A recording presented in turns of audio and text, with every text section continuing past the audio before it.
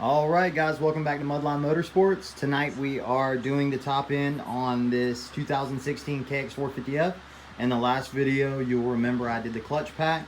I was waiting on the piston and rings to come in, so we went ahead and knocked out the clutch.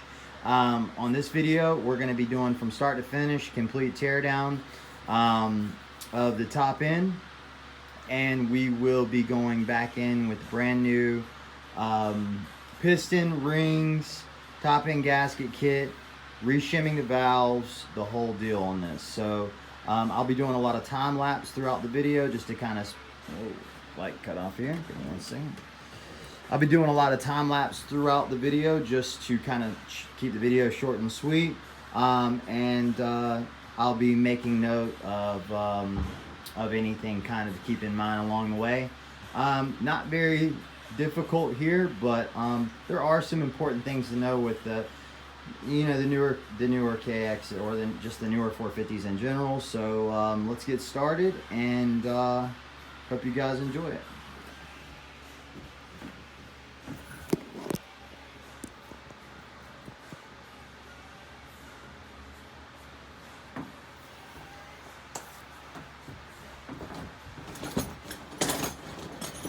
So the first thing that we're doing is draining the coolant. I've already popped this little 8mm out right here. There's at the bottom of your water pump. You guys probably can't even see that right there. So give me a second. Bottom of the water pump, there is a 8mm that has a copper washer. You'll simply just pull that out and you can drain your coolant.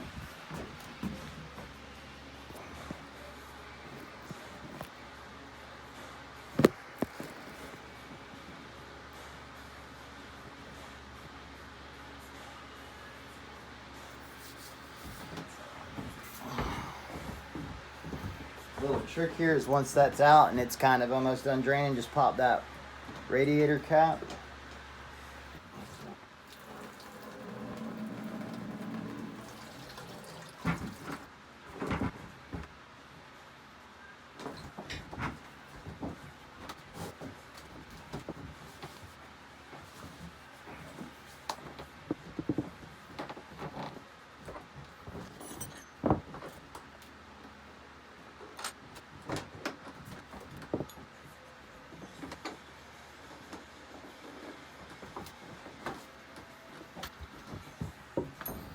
Alright, quickly guys, I'll show you what a terrible filter looks like. Alright guys, so I do apologize. I came to check the status of the video on my phone and I realized that it had stopped recording for whatever reason. I do apologize, but we didn't get that much done in between that session, so I'm just going to do a quick recap on what's been done. So the subframe bolts were removed. I loosened up the little Allen screw that's on the intake boot here. So if you see this screw, loosened up that, and here you can see the bottom of your throttle body. Soon as you break that free, you can basically, and the subframe bolts are loose and you have the rear exhaust off, you can just pull some pressure on this and it'll just pop out of that intake, and there you go. So the gas line, I think I've already went over this, but yeah, the red clip just slides back and then you can pull this right off of the little probe that is off the fuel pump. As you know, the fuel pump goes up underneath the gas tank now, so you can just slide that on and your gas tank will be off. And then now we're to the point where the exhaust system is pulled off and we're going to keep on rolling.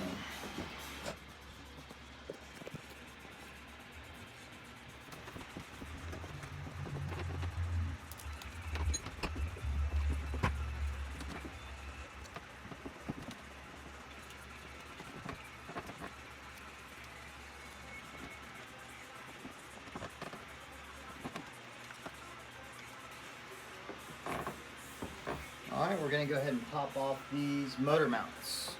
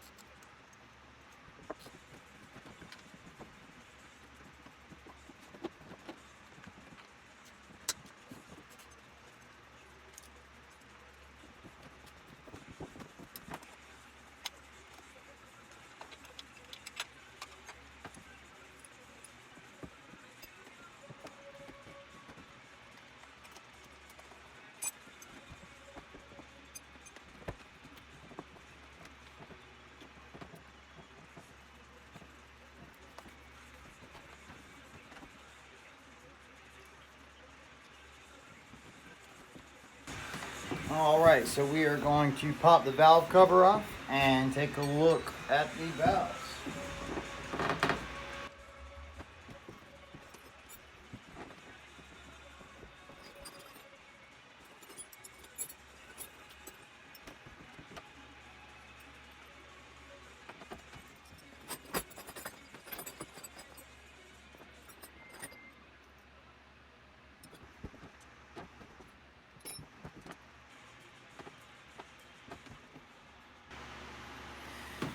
All right, guys, so now we are basically going to take a look at these valves. So I am taking the valve cover bolts off now, as well as the spark plug.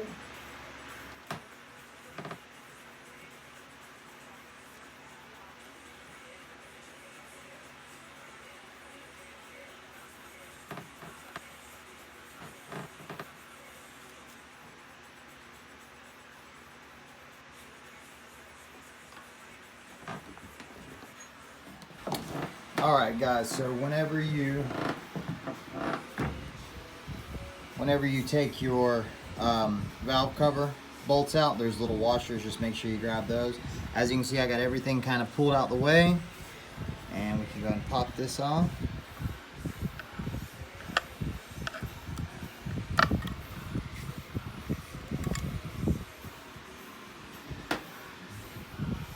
All right.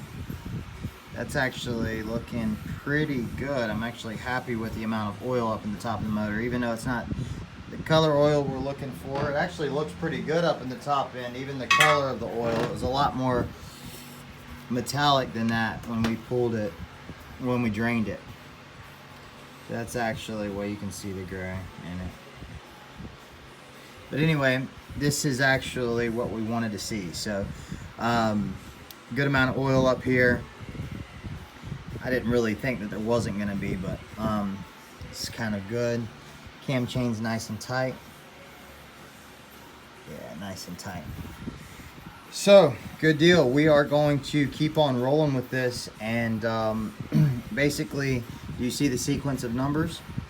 So, you have a 1 here, you have a 3 here. You basically loosen these in the direction, so it'll be 1, then number 2, then number 3, then so forth. So there's number 4. So you loosen these up and release the tension of them in the same sequence, and then whenever you tighten them up, you would just do the same thing. Make sure that this one gets tightened down first, and then kind of like a cross pattern, just like taking off a tire or anything else that you do in a cross pattern. These are torqued back down to 7 foot-pounds, but we'll get there once we get everything back on. I'm going to go ahead and take out the timing chain tensioner. So here's your timing chain tensioner. There's 2 ways to do it. You can pull out this little cap here. This just serves as a cap. It's a 10 millimeter. When you pull that out, you can take a flathead screwdriver and just spin clockwise and tighten that up, and it'll pull back this spring-loaded kind of, it's like an arm that presses up against a guide and tightens the chain. Or yeah, and then once you pull it all the way back, just crank it one more good time and it'll release the tension off that chain. Or you can just take these 2 8 millimeters off and pull the whole tensioner out. In this case, this is going to be a lot easier to get to, so I'm just going to leave the entire tensioner in there. I'm just going to pull the cap off and then get that tightened down. So I won't get that on film simply because I got to keep my phone up there on the bench, but I will be taking this off and releasing the tension off of this cam chain here. So let's get a better look at that.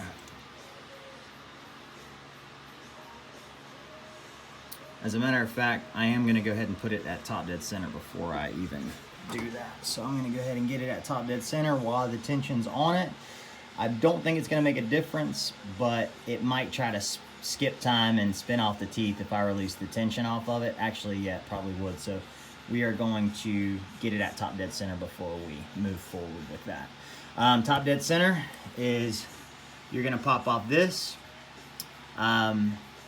center cap here. You'll pop that off with a flathead screwdriver. You'll pop this off, and then you basically turn the motor counter or clockwise, the rotation of the motor until you get the timing mark that lines up right here. So I'll get that on film. Just give me a second.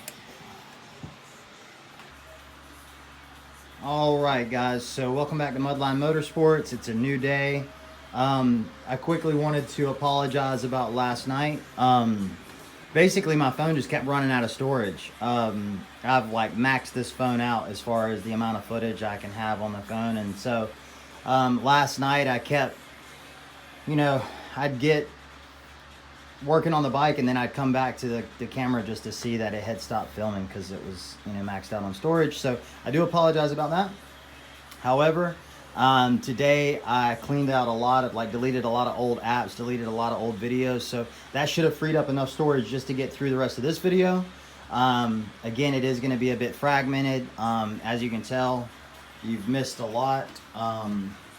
We basically just got it totally disassembled last night. So here's what we got.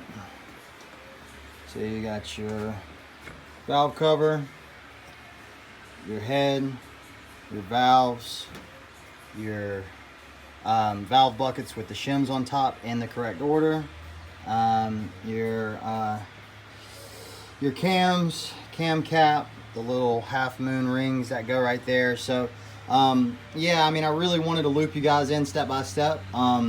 However, I'm going to try to get most of this as I'm putting it back together. I'm going to try to get most of this on film. So we'll see what happens. We'll see if the camera can keep rolling, but other than that, here's the old piston. As you can tell, I mean, just really poor maintenance on this bike. It wasn't cracked, which that's great. The piston rings are they're pretty worn, and then the head was not in too rough of shape. I've already deglazed it and everything, so I'll show you a quick clip of how I, not really deglaze it, but how I at least clean up the inside of that nickel seal bore there. Other than that, it definitely needed a top end replacement. I mean, there was just a ton of heat indicators, and it just, I mean, the motor was just really starving for oil for a long time. So it was just a good idea to go ahead and do that top end. As far as the valves, I just went ahead and pulled the whole thing apart last night. I never checked the valves. I'm just going to go in with all the parts now, and we will see. If you can see, I have it like this. I have left exhaust valve, right exhaust valve, left intake valve, right intake valve, and the shims accordingly. So and then I have the exhaust cam and then the intake cam. So I know there's something else I wanted to mention, but basically would it have kept going without, hold on the light right here, would it have kept running without doing a top end? Yeah, it would have. Would it have been a good idea just to keep the oil change it's in throughout its life? Absolutely. We wouldn't be doing this right now. But as far as being this late in the game, running on that low of oil, or just never changing the oil, I'm going to not only rebuild this bike for this customer, I'm also going to go over a lot of just regulatory maintenance tips and advice with them, and that's gonna save him another rebuild in the long run. But other than that, that's basically all I wanted to mention. Already got the piston off, so there's just the piston rod. We've checked that. There's a little bit of side to side play, which is normal, no more than normal. There's no up and down play. Okay, so the up and down is when you're facing a problem. There's, I mean, maybe 1,000 of up and down. I mean, so that's going to be fine. The timing chain is absolutely fine, in great shape. He actually told me that he got his valves adjusted one time, and they had replaced this timing chain, which when I saw this, that kind of proved that, because this was in really good shape. So I have this tire wrapped up here so it doesn't drop down there in the bottom end. The bottom end seems really good. So I'm hoping once I get it put back together and a fresh oil change and fresh coolant, that we're not hearing that screeching sound and we're not hearing any, dryness like we were before. we'll go over the top dead center really quick just to kind of bring you guys up to speed here. So I don't think you can see it, but inside this smaller hole there's an indicator mark. So you'll find that mark and you'll set it there, and this is just a 17 millimeter. You turn the motor counterclockwise. That's the same motor, same sequence that the motor goes in. It spins counterclockwise, and so you want to just crank that and turn it until you find top dead center, and you have to pop this little cap off in order to see that you're there. Once it's at top dead center, I'll show you when I put it back together. Basically, you'll know because both of your cam lobes, they will be off of the valve. So the valves will be totally closed. There will not be any pressure on the valves, opening the valves. So it's very evident, especially on these Cowies. They make it so easy. Everything's numbered, and just, it's so awesome what Kawasaki's done with these 450 motors. But I'm gonna keep rolling. I'm not gonna leave it live stream, just where it keeps rolling, or not live stream, but I'm not just gonna keep the video rolling because I simply don't have the storage for it. So I'm gonna get the piston on. I'm gonna go over, how easy it went on. Then step by step, I'll loop you guys in. But that'll have to do for now. As you guys know, I mentioned earlier that the GoPro's in. I'm just waiting on the micro scan disc. As soon as that gets in, everything will be on the GoPro. We won't have any more issues. Other than that, thanks for being patient with me, and we'll keep this thing rolling. Okay, so we got the piston on, and this piston went on fairly easy. What I did, and what I always do, is first thing I do is I take the piston and I put the first little circlip in. So there's a clip on the right side, and then you slide the little spacer that goes through. You slide that spacer through the piston. It'll go through the piston rod, and then it'll rest up against this first circlip. And then once I have the piston on with the first spacer on, then I'll go over on the other side and put the other circlip on. It's really the only way to do it, honestly. That way, once you slide the spacer in, it catches that first circlip, and then you'll go over on the other side and you'll put the other circlip on. This one, the first circlip went in really easy up on the bench, and then once I got it, and I was down here trying to put the second circlip on the other side, took a little bit longer than usual, but finally got it in there. And now this piston is ready to rock and roll. Before I slide the cylinder on, if you can see that gap right there, I'm sliding that very top piston ring right there. There's a gap right there. My thumb's in between. Okay, so that gap has to be clocked at a certain degrees. So let's just say it's at 9 o'clock right there, or let's say 3 o'clock. Then if I spun it to the front, that would be 12 o'clock. Well, you're gonna refer to the installation guide. So whenever you get a piston from Wiseco or Vertex or wherever you get a piston from, they'll have they'll tell you how to clock the pistons. And then you have two side rail style rings right here, and then you have the middle spacer that goes in there. So let's refer to this. All right, so ring installation. So you have the mark up on the top right, you're gonna see the mark, little R on the ring, that goes facing up. So I put the top ring on with the R facing up. Then you will have your second ring, which on this is 4-2 or 4-stroke. On the 4-stroke, you're only gonna have the top ring. There won't be a second ring. And then there's gonna be your oil ring. So you have the two side rails, and then you'll have the spacer in between. So those all have to be clocked at a certain degrees. As you can see, the gaps face a certain direction. So I am going to clock those rings now, get them nice and proper how they need to be. I'm just going to use this little flathead screwdriver to kind of spin them around. And basically what that does is it ensures that all of your gaps aren't in the same area. It will kind of evenly disperse wear, and also just, you don't want oil to pass through a bunch of spaces. So if you have all your spaces lined up, you're gonna have oil pass through, and that's not what we're looking for. So once I clock the piston rings, before I slide the jug over, I'll go ahead and bust this top end gasket kit open. We'll put the gaskets on, and we'll go ahead and start putting it all back together. So I'll loop you guys back in once we start getting closer towards reshimming the valves and everything there. All right, so we do have the piston rings clocked. They are all where they should be. We ended up doing the bottom side rail, the oil ring. That one's basically, let's say this is 3 o'clock facing right at us. Then we did the spacer is long. It didn't really indicate on the spacer.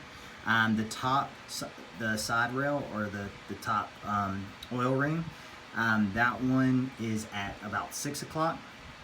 And then the very, very top piston ring is at 9 o'clock, facing directly away from us towards that bike right beside us.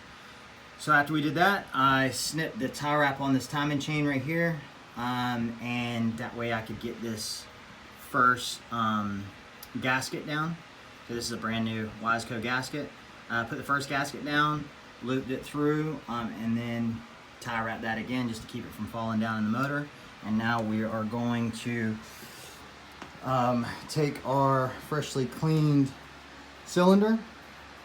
I'm going to take some just some Maxima oil, Lucas oil, whatever you want to put on it, 10W30. Just lube up the cylinder walls, that way it slides over those pistons, the piston rings.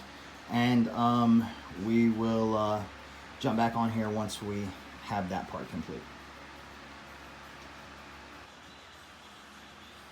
All right, guys, so now we have the cylinder on. Cylinder, we just lubed the cylinder walls up with some Maxima oil, I believe, or some AMS oil. Yeah, AMS oil. Threw some AMS oil, racing oil on it, and just lubed it up. First we had to, snip the timing chain again, feed it up through this little channel here. And then once we got it up through it, I tie wrapped it again so I could work it over the piston ring. So I squeezed in the piston rings, I squeezed in the piston rings and then slid the cylinder over the entire piston and just slowly worked it down. It goes on very easy. Once that's nice and seated, you can put your, because you'll have this off. This is one of your timing chain slides. So you have this one that remains in it the whole time. It's basically locked down in the bottom end. This one right here will just pull right out. So I can pull that out, but it is shoved down in there. Let me give you a shot from this side. This only goes in one way, guys, this little slide here. So do you see the little round peg? That just sits right there.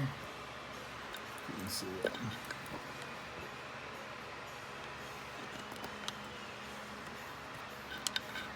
Sits right down there into that groove. You really can't. I mean, it's like a puzzle. It fits perfect. You'll know when it's in there, it's nice and locked in. And then this one will be slid back once we get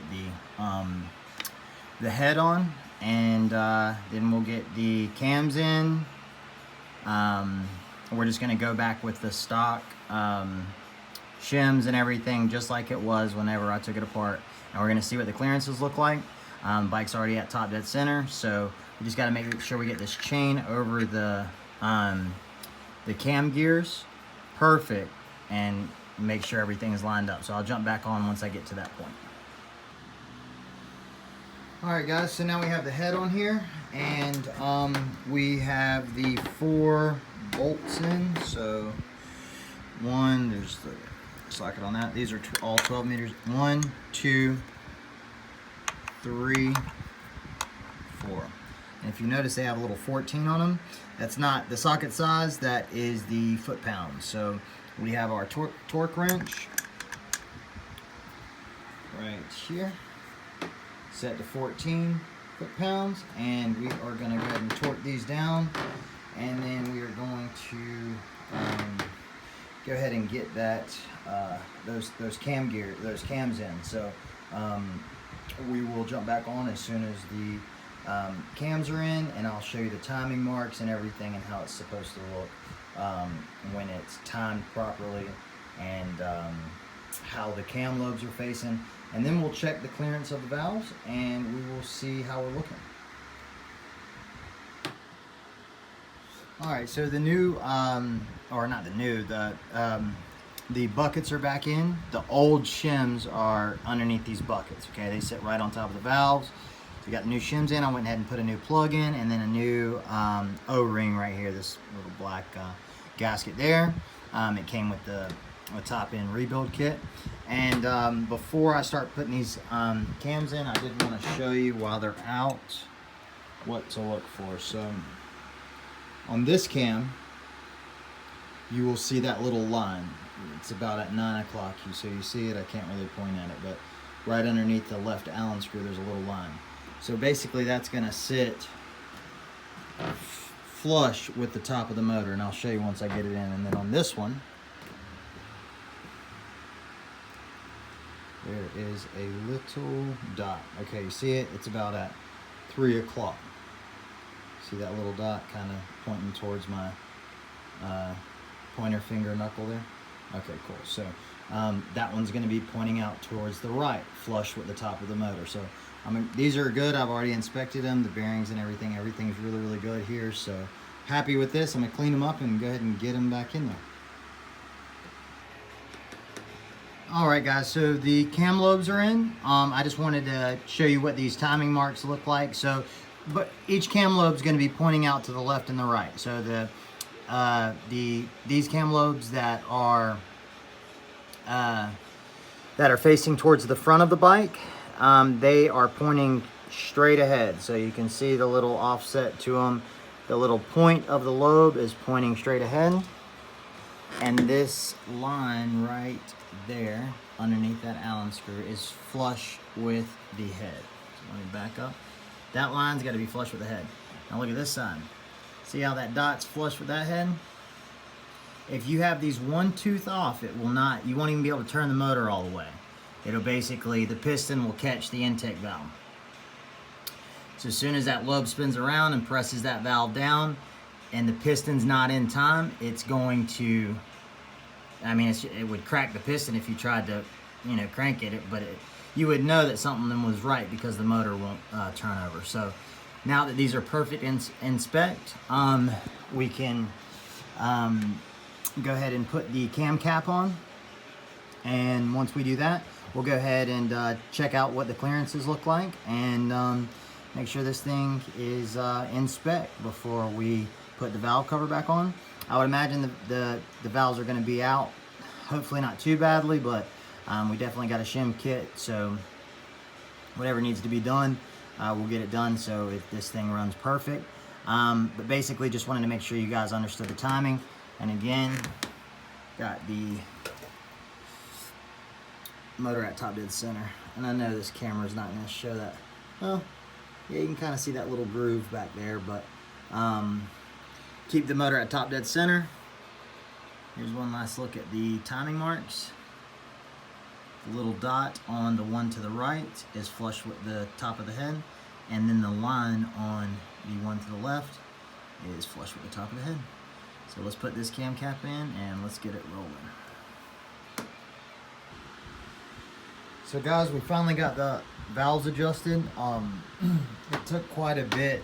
These valves were really bad out of whack, so that explains a lot of the tapping noise up in the top.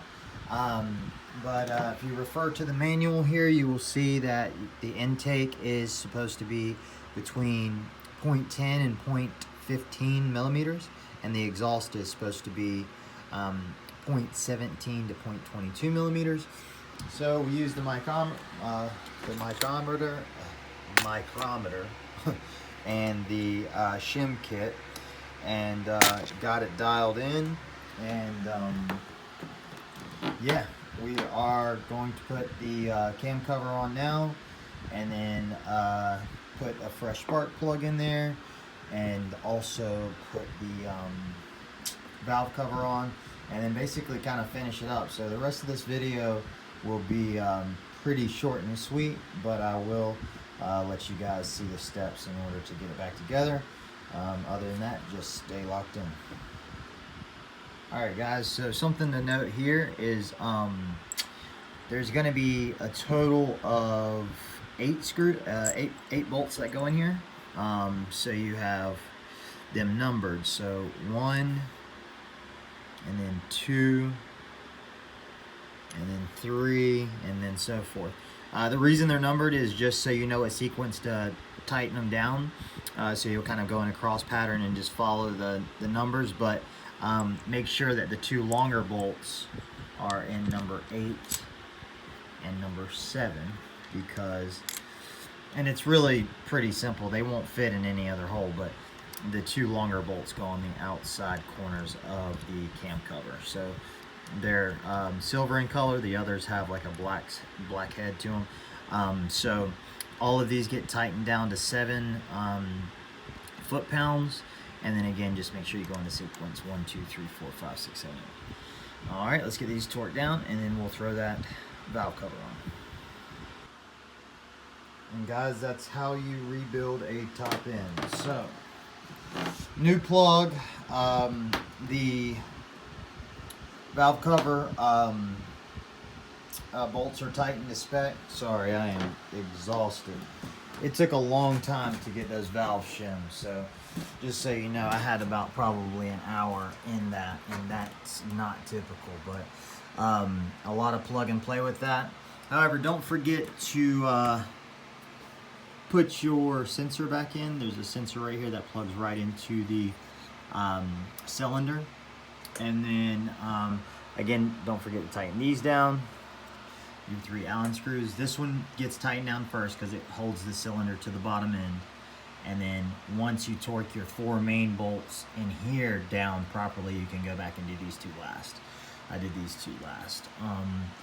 And then don't forget about your timing chain tensioner. This should, actually I already did this, yeah. You just stick a small screwdriver in there, turn it left, and it'll pop it back to tighten that chain. It's spring loaded. So caps back on, and it's got a ton of compression, so I've been kind of cycled through the motor a couple times.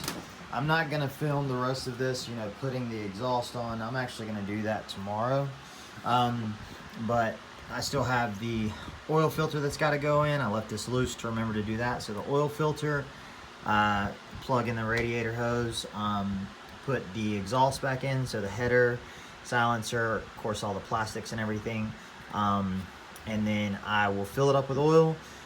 And I'm actually going to do another video on the break-in cycle, so I'm not going to get into everything that I'm going to do as far as a break-in. It's pretty easy on 4 strokes, but at the same time, I do it a certain way that really, I think, to me, it's the perfect way to do it. So a couple different heat cycles, flush the oil, and you're basically good to go. Other than that, I really can't think of anything else to point out. I do want to apologize again about this video. I know it's going to be kind of choppy and skips a lot of stuff. That's just my phone running out of storage there. Moving forward, we'll have the GoPro, so no worries for the future. However, you guys have a wonderful night. I hope you enjoyed the video, and I know I left a ton of stuff out, and I know I'm a bit exhausted right now, so please comment or like and subscribe, yeah, thanks for tuning in. You guys have a great night, and I'll see you next time. Peace.